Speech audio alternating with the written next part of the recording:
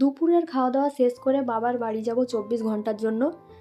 Hello everyone, আসসালামু আলাইকুম, welcome back to my channel mafia blog video. যে যেখান থেকেই দেখছো, আশা করছি তোমরা সবাই আল্লাহর রহমতে ভালো আছো, সুস্থ আছো। আমরাও ভালো আছি, সুস্থ আছি, আলহামদুলিল্লাহ।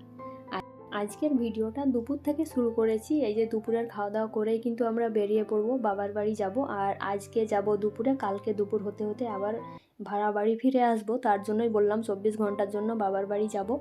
আর এই যে আজকে অনেক বেশি রান্নাবান্নাও হয়ে গেছে, আমি বুঝতে পারিনি। তার সঙ্গে বেশি করে আমও কেটে ফেলেছি, কতটা কি খেতে পারবো জানি না। বাবার বাড়ি যাওয়ার জন্য আজকে রান্নাবান্না খুব তাড়াতাড়ি করে করেছিলাম। আলু ডিম করেছি, ভেন্ডি ভাজা আর কচু রান্না আছে, এগুলো দিয়েই আজকের হয়ে গেছিলো। আর সাগরদিঘিতে ট্রেন ধরেছিলাম, কিন্তু ট্রেনের মধ্যে এত বেশি ভিড় ছিল, মোবাইল বের করে আর ভিডিও করা হয়নি। সাগরদিঘি থেকে মোরগ্রাম একটা স্টপেজ, আর এই যে মোরগ্রামে এসে নেমে পড়েছি। আর এখন আমরা টোটো ধরে যাব বাবার বাড়ি। অনেক দিন পর যাচ্ছি বাবার বাড়ি, তাও আবার 24 ঘন্টার জন্য। কোরবানির 2 দিন পরে গিয়েছিলাম আর আজকে যাচ্ছি, তো এতদিন পর বাবার বাড়ি যাওয়ার মজা আনন্দ তো আলাদা হবে, তাই না? আর টোটোতে বসে বসে আমরা এত সুন্দর গল্প জুড়েছি, মানে ছোটোবেলায় আমি কি করতাম না করতাম সেই গল্পগুলো জুড়েছি। শৈশবের স্মৃতি কোনোদিন ভোলা যায় না, বাবার বাড়ি যেতে না যেতেই কিন্তু সেই সব কথাগুলো মনে পড়ে যাচ্ছে আর কি। আমাদের ছোটোবেলার গল্পগুলো সবার সঙ্গে বলতে যেমন ভালো লাগে, তেমন কিন্তু দাদা দাদিদের পুরনো যুগের কথাগুলোও শুনতে খুব ভালো লাগে। এই ভিডিওটুকু ছিল পরের দিন সকাল 11টার দিকে। বাড়ি পৌঁছেছিলাম বিকেল 5টার সময়। আর বৃষ্টি যে শুরু হয়েছিল তখন, আর এই কিছুক্ষণ আগে বৃষ্টি থেমেছে। ওই যে আলফিয়া যাচ্ছে একটা প্যাকেট আনতে, মেহেন্দি পাতা তুলবো তাই। এটা হচ্ছে মেহেন্দি পাতার গাছ, আমরা মেহেন্দি পাতা তুলে নিয়ে যাব। পাশের রুমের ভাবি বলেছিল মেহেন্দি পাতা আনতে, তার জন্যই কিন্তু মেহেন্দি পাতা তুলতে এসেছি। মেহেন্দি পাতার গাছটা অনেক বড় হয়ে গেছে, নিচের ডালগুলোতে একটাও পাতা নেই সেরকম, আর উপরের ডালগুলোতে এত বেশি পাতা আছে, পেকে পেকে পড়ে যাচ্ছে। মেহেন্দি পাতা তুলতে আসার আগে আমার ভাবির সঙ্গে ডিল হয়েছিল রান্নাবান্নার, মানে পোলাও রান্না করবে, কিন্তু ও বলেছিল তুই আর আমি একসঙ্গে রান্নাবান্না করব। তো আমি বললাম তুই অন্য রান্নাগুলো করতে শুরু কর, আমি মেহেন্দি পাতা তুলে আনছি, তারপরে একসঙ্গে রান্না করব। কিন্তু বাড়ি থেকে বের হওয়ার পর দাদি চাচিদের সঙ্গে গল্প করতে করতে আমার সময় শেষ। বাড়ি যাওয়ার পর হয়তো আমাকে ও বকাঝকা অনেক করবে, যে কখন গোসল করবি, রান্নাটা করলি না, তোকে বললাম তো। যে কোনো মানুষের রান্নার বেশি বেশি করে প্রশংসা করলে কিন্তু সহজেই গলে যায়, সেরকম কিছু বলতে পারে না, যতই ভুল করি আর দোষ করি, তাই না? তো যাই হোক, এই যে চৌবাচ্চাতে পানি ঢুকেছে কত, দেখতেই পাচ্ছ, সারা রাত বৃষ্টি হয়েছে। আর এটা ছিল আগে পুকুর, এখন ডাঙা করে দিয়েছে মাটি ভরে। দুপুরের খাবারে এই যে দুপুরের খাওয়া দাওয়া করব, তারপরে আমরা কিন্তু বেরিয়ে পড়বো। ট্রেন আছে 3:30টার দিকে, 4টার দিকে। তো কাল যে টাইমে এসেছিলাম ওই টাইমে এখান থেকে বের হতে হবে। আর এখন আমি আলফিয়ার পাপাকে দিয়ে দিচ্ছি পোলাও। আর সত্যি পোলাও কিন্তু খুবই সুন্দর হয়েছে, অসাধারণ। ওকে তো আগেই বলে আমি চমকে দিয়েছি। তারপরে এখন আমরা খাওয়া দাওয়া খুব তাড়াতাড়ি করে করছিলাম, যেহেতু লেট হয়ে যাচ্ছে। আর তার সঙ্গে আকাশে কালো মেঘ, যখন তখন বৃষ্টি হতে পারে, তার জন্যই আরও মনে হচ্ছে তাড়াহুড়ো লেগে আছে আমাদের, মানে আতঙ্কে আছি একটা একরকম, যে যখন তখন ভিজে যদি যায় তো অনেক প্রবলেম হবে, অনেকটা দূর যেতে হবে। তো মা আর আমি দুজনে মিলে সবার জন্য খাবার বেড়ে দিচ্ছি। আমরা এখন সবাই কত আনন্দ করে খাচ্ছি, কিন্তু একটু পরেই সবার মন খারাপ হয়ে যাবে। আমরা জানি যে আমাদের সবার মন খারাপ হবে।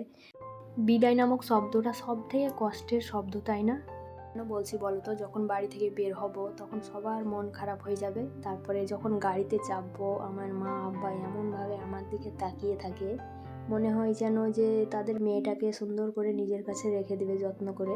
মানে আমি এইরকম অনুভব করি, মানে সেই কান্না কান্না চোখ মনে হবে, কিন্তু চোখে পানি আসবে না, বুক ফাটছে মুখ ফুটছে না, এরকম একটা ব্যাপার। আমারও একটা মেয়ে হয়েছে, সেই বিদায়ের পাতাটা আমাকেও পড়তে হবে, তাই না?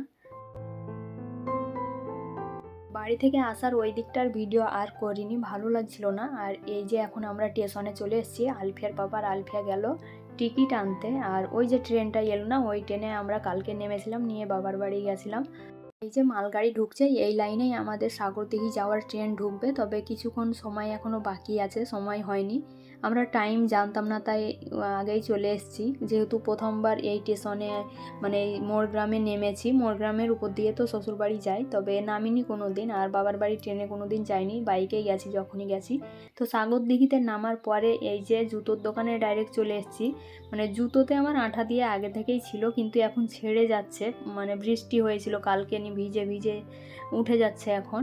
তো জুতো পছন্দ হচ্ছে না, তো ভেবেছি একটা আঠা কিনে ব্যাগে ভরে নেব, যখন ছেড়ে যাবে তখনই আঠা লাগিয়ে নিব।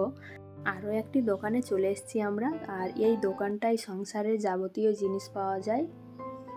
তো আমাদের এখন দরকার কাঁচের কিছু জারের দরকার, সেগুলোই কিনতে এসেছি। আর এই জারটার দাম প্রায় 550 টাকা মতো, কিন্তু এত দামি কাঁচের বোতল কিনে কোনো লাভ নেই, হাত থেকে পড়ে গেলেই সব একদম শখ চলে যাবে, তাই না?